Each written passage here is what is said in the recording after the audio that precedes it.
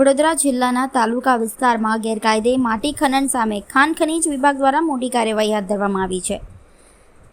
ગાંધીનગરથી આવેલી ટીમે દરોડો પાડીને કરોડો રૂપિયાના મુદ્દામાલ સાથે વાહનો જપ્ત કર્યા છે. વડોદરા તાલુકાના ઉટિયા ગામમાં ગાંધીનગરના ખાણ ખનીજ વિભાગની વિશેષ ટીમ દ્વારા ગેરકાયદે માટી ખનન મામલે દરોડાની કાર્યવાહી કરવામાં આવી હતી. કાર્યવાહી દરમિયાન એક ઓકલેન્ડ મશીન અને 3 ડમ્પર જપ્ત કરવામાં આવ્યા હતા. દરોડા દરમિયાન કુલ અંદાજે 1,80,00,000 રૂપિયાના મુદ્દામાલને કબજે લેવામાં આવ્યો હોવાનું જાણવા મળ્યું છે. જપ્ત કરાયેલા વાહનો અને અન્ય મુદ્દામાલને વરણામા પોલીસ સ્ટેશન ખાતે લાવવામાં આવ્યા હતા. સમગ્ર કાર્યવાહી બાદ પોલીસ દ્વારા કાયદેસરની કાર્યવાહી શરૂ કરવામાં આવી છે.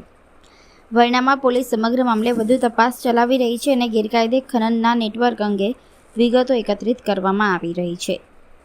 સૂત્રોના જણાવ્યા મુજબ આ ગેરકાયદે માટી ખનન કેસમાં કેટલાક પ્રભાવશાળી લોકોના નામ પણ સામે આવવાની સંભાવના વ્યક્ત કરવામાં આવી રહી છે. જોકે તપાસ પૂર્ણ થયા બાદ જ સમગ્ર હકીકત સ્પષ્ટ થશે.